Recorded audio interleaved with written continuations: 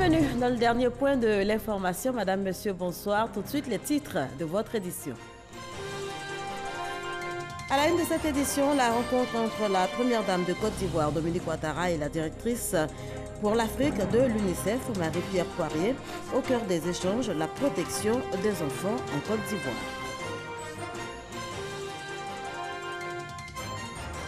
Houphouët-Boigny, modèle de paix, apôtre de paix, les chercheurs et autres experts venus d'Afrique et d'Europe le réitèrent, réunis pendant 72 heures à l'occasion du colloque international sur l'œuvre de paix du premier président ivoirien. Ils ont fait des recommandations en vue de la consolidation de la paix en Côte d'Ivoire.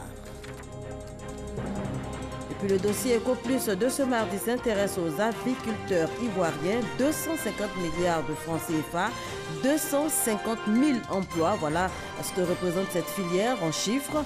Un secteur qui connaît un essor depuis quelques années maintenant, mais qui demande toujours à être modernisé.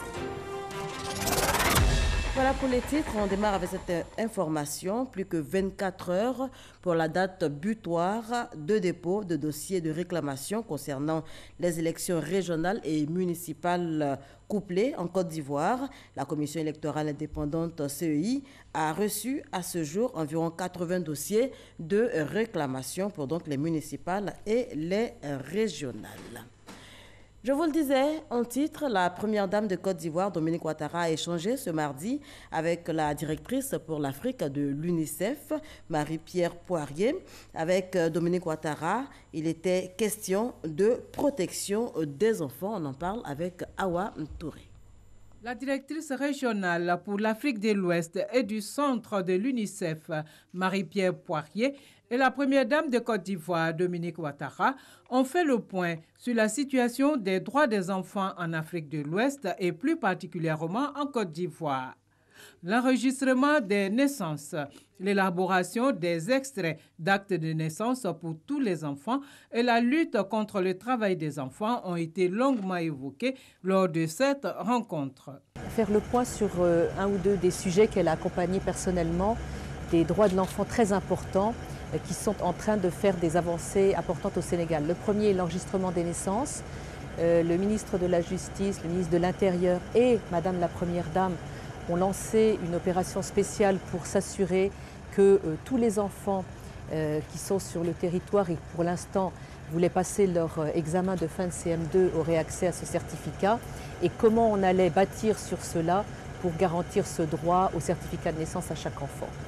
Je suis sortie de cet entretien confiante que certaines des difficultés que nous avons rencontrées allaient être surmontées et que d'ici la fin de l'année, on allait avoir un nombre important d'enfants qui allaient recevoir ces certificats qui mettraient la Côte d'Ivoire en position de leadership pour donner des modèles qui pourraient être répliqués dans les pays avoisinants. Nous avons discuté un peu d'autres sujets, de la situation de l'enfant, que ce soit le travail des enfants, que ce soit l'accès à la vaccination. Et sur tous ces domaines, Madame la Première Dame a réaffirmé l'engagement de la Côte d'Ivoire pour être un pays leader, non seulement conceptuellement, mais avec des résultats concrets.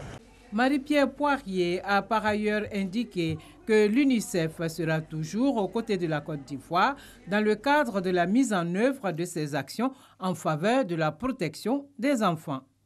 Voilà, la protection des enfants, la situation des enfants en Côte d'Ivoire au cœur donc de la rencontre entre la première dame de Côte d'Ivoire, Dominique Ouattara, et la directrice pour l'Afrique de l'UNICEF.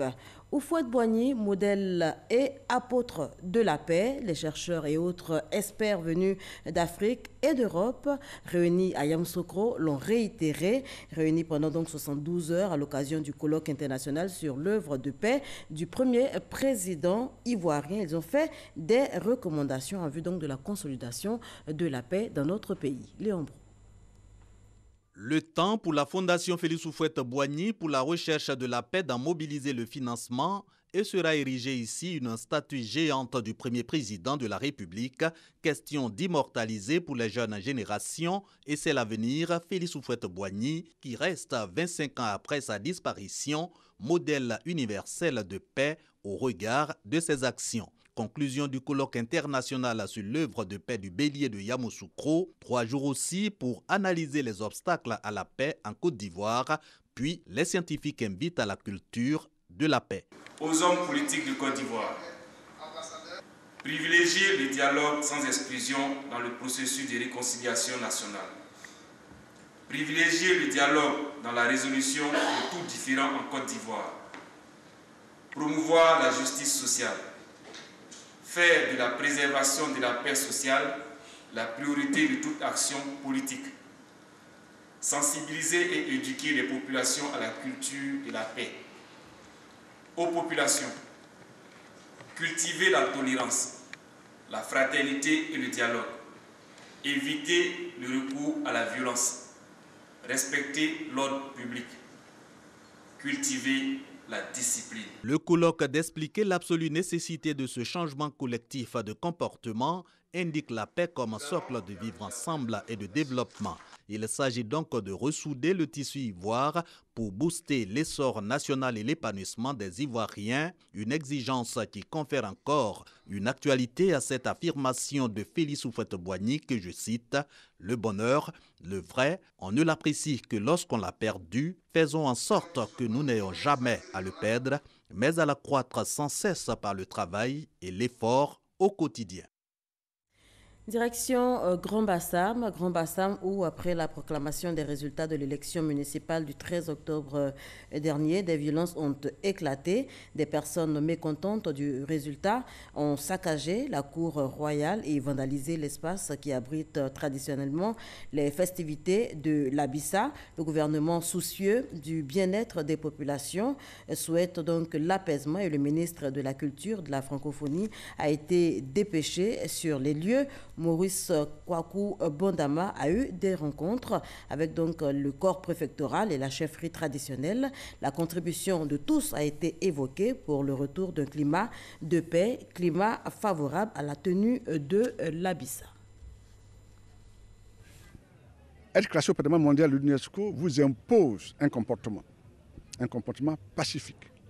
Quelles que soient les raisons qui peuvent vous amener à vous mettre en colère, être ressortissant, vivre dans cette ville vous impose de ne pas recourir à la violence, de ne pas recourir aux actes de vandalisme. Et surtout, ce lieu qui est un lieu sacré, puisqu'il est consacré depuis des siècles.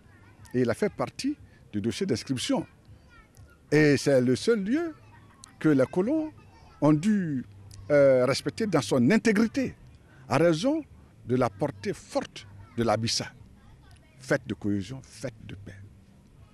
Donc je suis venu dire à nos parents de Grand Bassam, aux supporters des candidats, qu'on doit se mettre ensemble pour protéger notre patrimoine, pour protéger l'Abissa, pour protéger la ville historique. On parle politique à présent. La présidente du Rassemblement des Républicains et plusieurs cadres du parti ont reçu une délégation du Parti communiste chinois, une rencontre qui s'inscrit dans le cadre de la consolidation du partenariat entre le RDR et le dit parti. C'est ce que nous rapporte Herman Guivet. Une forte délégation du Parti communiste chinois dans les murs du siège du RDR, le Rassemblement des Républicains, rue Le Pic. Henriette Dari-Diabaté, président du RDR, a salué l'excellence des relations de coopération qui existent entre la Côte d'Ivoire et la Chine, par extension entre le PCC, le Parti communiste chinois, et le RDR. Le partenariat entre notre parti, le RDR, et le Parti communiste chinois se porte très bien. Plusieurs missions du RDR sont allées en Chine et les relations entre le RDR et le Parti communiste chinois n'ont cessé de se renforcer. La coopération entre la Côte d'Ivoire et la Chine s'est amplifiée cette année avec la visite d'État effectuée en Chine par le président ivoirien Alassane Ouattara. Au cours de cette visite, de nombreux accords ont été signés en vue de favoriser la réalisation de projets divers en Côte d'Ivoire. Se saisissant de l'occasion, la présidente du RDR, Henriette Dari-Diabaté, a informé ses hôtes de marque sur l'état de santé du RHDP. Je voudrais vous informer également que notre projet de parti unifié est en train de devenir une réalité. Pour nous, le RHDP, Rassemblement des Oufouettistes pour la démocratie et la paix, est le gage de la consolidation de la réconciliation nationale et de la paix en Côte d'Ivoire. Et les populations ivoiriennes ont bien compris cela En témoignent les résultats provisoires des dernières élections municipales et régionales de 2018, selon lesquels le RHDP vient largement en tête. Le chef de la délégation chinoise, Zhang Guangxi, s'est à son tour félicité de la bonne santé des relations qui existent entre ces deux parties, soulignant au passage les objectifs clés de cette visite et les constats opérés. Nous entendons donc à travers notre visite faire concrétiser les engagements pris par nos deux chefs d'État. Nous avons déjà constaté que la partie ivoirienne a déjà fait beaucoup de travail pour mettre en place tous ces engagements-là. Et nous sommes convaincus qu'à travers notre visite, nous pouvons approfondir tous ces engagements et les fruits de notre coopération. Les cadres du RDR ont été invités par la délégation du Parti communiste chinois en Chine, dans la province de Shanxi, pour mieux connaître les expériences d'évolution du parti au niveau central. Le dossier EcoPlus de ce mardi s'intéresse aux aviculteurs ivoiriens. 250 milliards de francs CFA, 250 000 emplois. Voilà ce que représente cette filière en chiffres.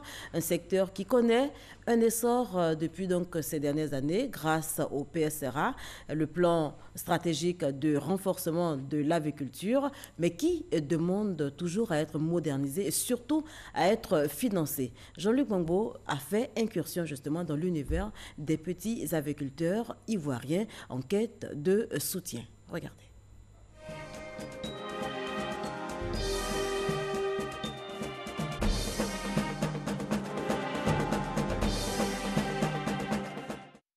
Pour accéder à la ferme d'Abdourahmane Koulibaly, il faut parcourir à partir de Boaké 3 km de piste.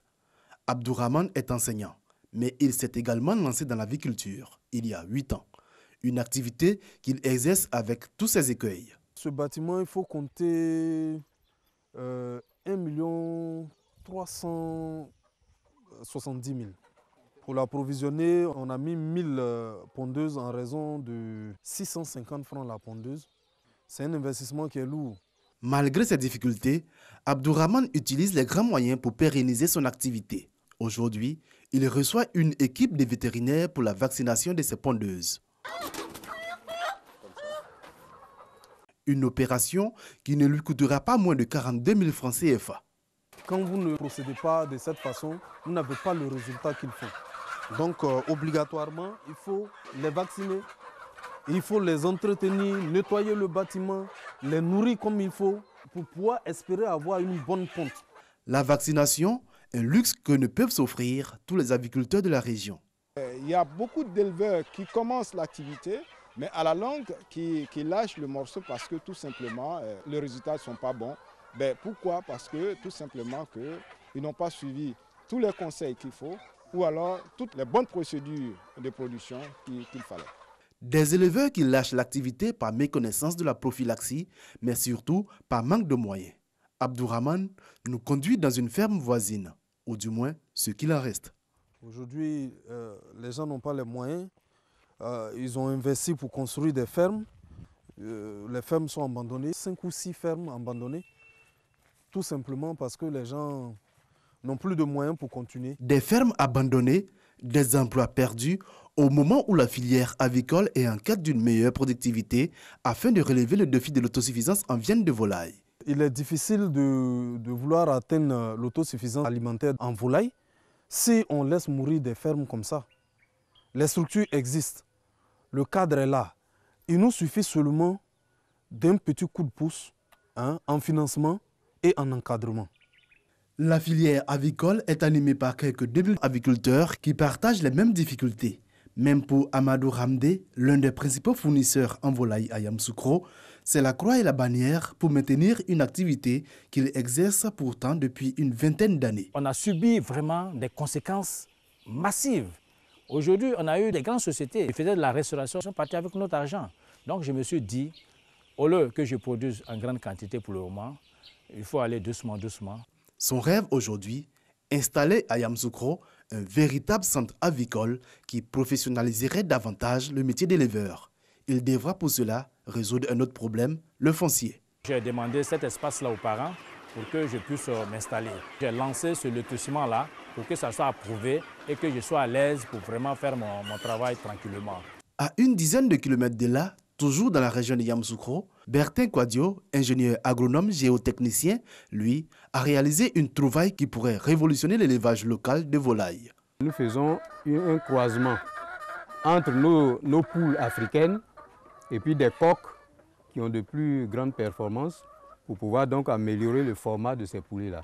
Je pense qu'à terme, on devait arriver à sélectionner ici une souche, comme l'ont fait d'autres pays africains, des souches qui vont donner des pondeuses adaptées à nos conditions locales, et puis des coqs performants qui sont moins sensibles aux maladies.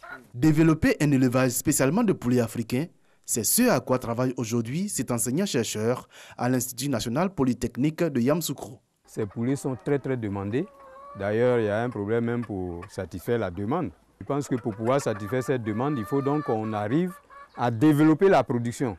Ce qui veut dire qu'il faut passer par un accroissement de la production des poussins et parallèlement ça aussi à trouver des aliments à moindre coût, performants, pour pouvoir donc développer cet élevage. Et c'est ce travail-là que nous faisons. Les aliments à moindre coût, Bertin Kouadio les fabrique dans sa ferme à partir de feuilles et de produits locaux.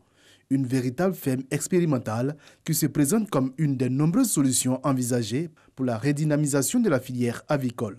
Une redynamisation qui est pilotée en grande partie par le programme d'appui à la production avicole nationale PAPAN.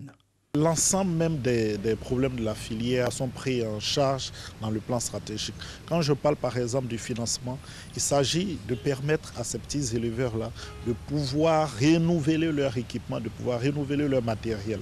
Et donc les crédits de trésorerie, les crédits en fonds de roulement sont effectivement disponibles. Nous avons fait l'expérience qui a très bien marché et la difficulté qu'ils ont rencontrée et que nous sommes en train de résoudre, c'est la commercialisation. Si la commercialisation se passe bien en aviculture, en réalité, l'éleveur dispose suffisamment de ressources pour procéder lui-même au renouvellement de son matériel. Le plan stratégique de relance de l'aviculture moderne ivoirienne va nécessiter la réalisation d'importants investissements privés, évalués à 150 milliards de francs CFA dans la filière. Une filière qui réalise, selon l'interprofession avicole, un chiffre d'affaires d'au moins 250 milliards de francs CFA par an et offre 250 000 emplois en Côte d'Ivoire. Voilà, dossier réalisé par Jean-Louis Gbangbo. Avec Francis Boafo, on évoque la question de l'accès au logement en Afrique, précisément celle du financement des logements sociaux. Le sujet est au cœur d'une conférence annuelle qui réunit plusieurs experts ici même à Abidjan.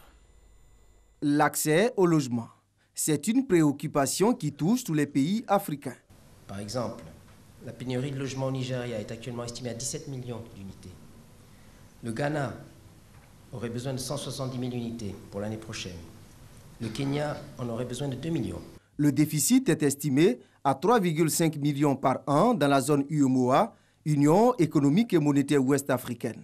Les marchés des capitaux ne sont pas suffisamment développés pour apporter les fonds à long terme qui sont nécessaires pour financer l'habitat de façon générale. Le cadre réglementaire, les institutions, les infrastructures, ne serait-ce que de gestion des cadastres, d'enregistrement des prêts hypothécaires, de transfert entre les institutions en cas de transaction, sont tels que le secteur ne se développe pas aujourd'hui dans les pays africains. En Côte d'Ivoire, des réformes et mécanismes mis en place par le gouvernement ont permis la sécurisation du foncier. 560 hectares, évalués à 13 milliards de francs CFA, la réalisation des travaux liés au bitumage des voies, au réseau d'assainissement, d'eau et d'électricité, d'un montant de 31 milliards de francs CFA. Ce qui reste à faire aujourd'hui, c'est de permettre aux acquéreurs d'avoir des financements long terme, allant jusqu'à 25 ans, avec un taux n'excédant pas les 5,5%. La mise en place d'un financement des crédits promoteurs avec des taux intéressants. Il a été mis en place un mécanisme qui est le CDMH qui permet de baisser le taux du financement à 5,5%.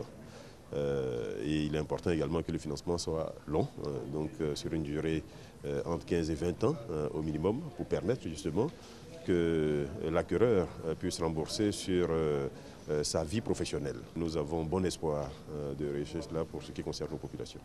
La 34e conférence annuelle sur le financement du logement en Afrique Une opportunité pour les experts de réfléchir à de nouveaux mécanismes pour la production de logements de masse à des prix abordables. Et on évoque cette situation malheureuse survenue aux environs de 19h, aujourd'hui même dans la commune de Yopougon. Un immeuble R+4 en construction au quartier Maroc s'est effondré sur des habitations. Fort heureusement, aucune perte en vie humaine n'a été enregistrée, aucun blessé non plus. Les explications de Walter Amadou Ouattara dans nos prochaines éditions.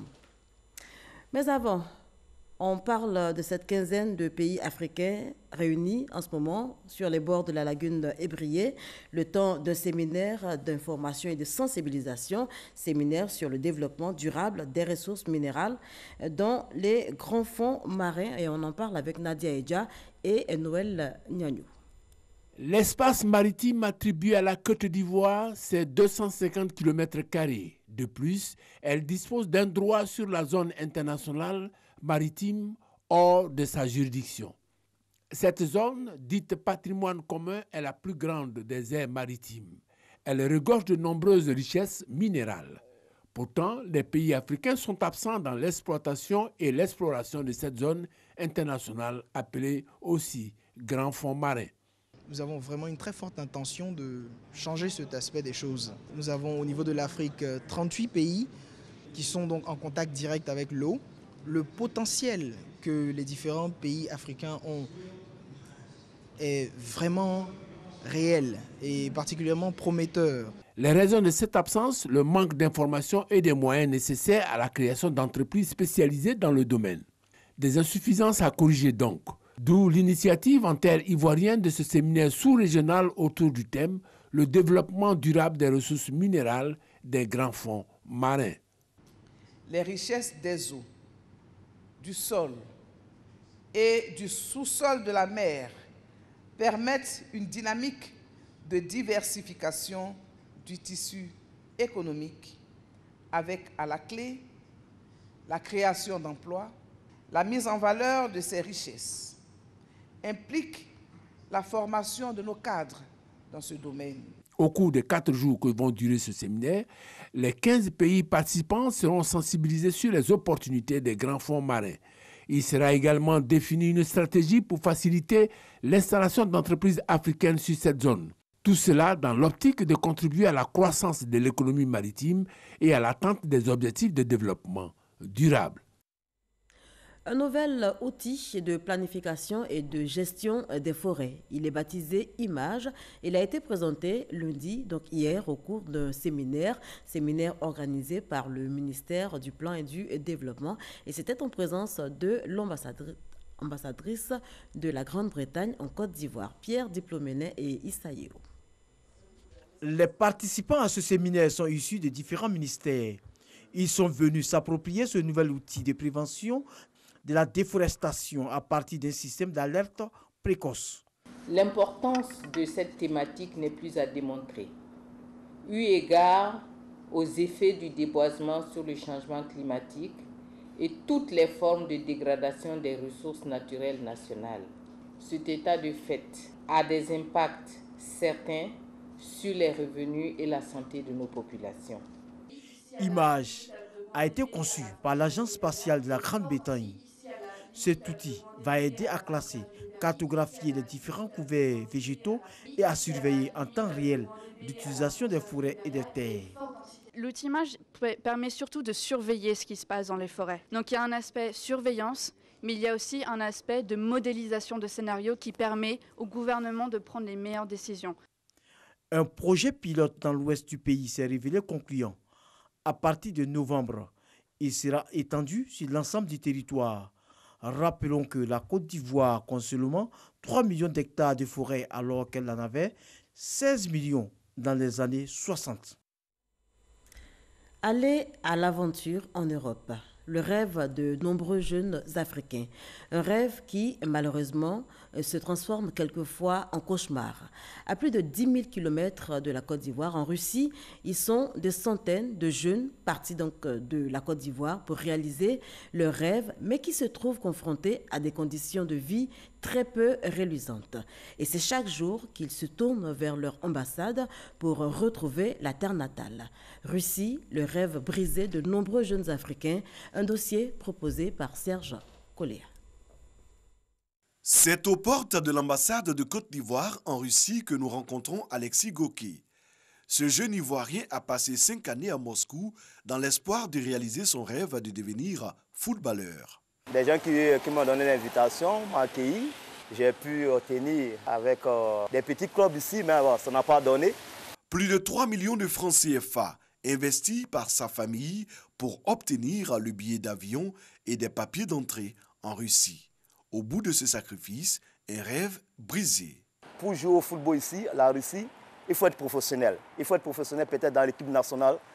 En ce moment, tu peux avoir la possibilité, mais si ce n'est que peut-être les clubs, les 2-2, 2-3, non, ça ne peut pas marcher ici. Le jeune homme, n'ayant plus la force de retourner en Côte d'Ivoire, se fond dans la communauté ivoirienne. Il devient chercheur, comme on les appelle ici. Il y a le réclame à faire ici, donc on travaille sur le foie pour pouvoir avoir quelque chose, juste pour pouvoir payer le loyer et manger. On te paye pratiquement 700 roubles, 500 roubles pour la journée. C'est vraiment petit, au fait. Landry, lui, est arrivé à Moscou en 2013 avec en poche son permis de conduire. Je suis venu me chercher, comme on le dit.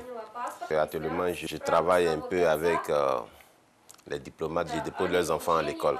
Ils sont nombreux, ces jeunes Ivoiriens, à avoir rêvé grand en arrivant en Russie. Il y a plein d'hommes qui mettent les photos sur Facebook et sur Instagram. C'est ça qui fait les gens, beaucoup d'hommes rêvent de venir ici. Une fois sur place, la triste réalité s'impose à eux. Tous ceux qui sont ici, qui viennent ici, on les blague. Ici, c'est la misère. Il n'y a rien ici. Ici, on prend un appartement en groupe et puis bon, quand le mois finit, on se cotise pour payer le loyer. Beaucoup qui voient que bon, il y a plus d'espoir, ils rentrent. Mais nous, pour le moment, on est là parce qu'on espère que bon, d'ici là, ça peut aller. Alexis Goké, lui, a décidé de rentrer en Côte d'Ivoire. Aujourd'hui, il a rendez-vous à l'ambassade. Il va peut-être obtenir son document de sortie. Bonjour madame. Bonjour monsieur. Ça va bien, hein? Ça va, ça va. Oui, il a été là. Alexis reçoit effectivement le précieux billet de sortie. Sans ce document, les sans-papiers désireux de sortir de la Russie encourent la prison une fois appréhendés à l'aéroport. La communauté ivoirienne en Russie est forte d'environ 400 personnes enregistrées par les services de l'ambassade. Il y a des gens qui sont venus ici dans l'intention d'atteindre l'espace Schengen. Il y a des passeurs et tout ça, mais c'est difficile. Et qui sont restés ici par défaut. Donc ils exercent des petits boulots. Il y a certains qui sont chauffeurs, des wara-wara, le taxi banalisé. Et la meilleure intégration, c'est souvent aussi le mariage avec les filles russes. De l'avis des diplomates et agents russes de l'ambassade, les chances de réussite pour un migrant ivoirien ou même africain en Russie sont minces. Je crois que c'est mieux de rentrer au pays parce que ici, c'est pas facile de retrouver un bon travail. Leurs difficiles conditions de vie amènent parfois certains Ivoiriens venus se chercher à tremper dans des pratiques délictuelles. On a des ressortissants qui sont incarcérés, on a des ressortissants qui nous saisissent, qui veulent rentrer au pays. Parce que compte tenu des difficultés, il y a des gens qui ont des véritables soucis, même au niveau de la santé et tout ça. C'est souvent que pour des cas d'extrême urgence, nous faisons appel à Abidjan. Le lendemain matin, nous avons rendez-vous avec Alexis Goké. Nous voulons constater de nous-mêmes la réalité du cadre de vie des Ivoiriens. Mais au téléphone, il se rétracte. Je suis avec beaucoup de personnes, la maison est petite, donc vraiment, quand j'ai parlé de ça à la maison, ils ont fait savoir que non, on n'est pas... C'est que vous, dans votre quartier, les conditions dans lesquelles vous vivez, on ne peut pas filmer ça. On n'est pas venu filmer à la maison parce que la maison, si au moins elle était confortable, quand même on pourrait arranger les choses un peu quand même. Dans cet état-là, vraiment, avec 8 personnes dans la chambre et tout ça là, pour moi. Mais vous dormez comment, 8 personnes dans la chambre là? En fait, chacun a son matelas. Chacun à sa place. Alexis Goké a pu finalement rejoindre la Côte d'Ivoire 2 semaines après notre entretien. Comme quoi, on est mieux que ce soit. Merci de nous avoir suivis. Passez une excellente soirée sur nos antennes.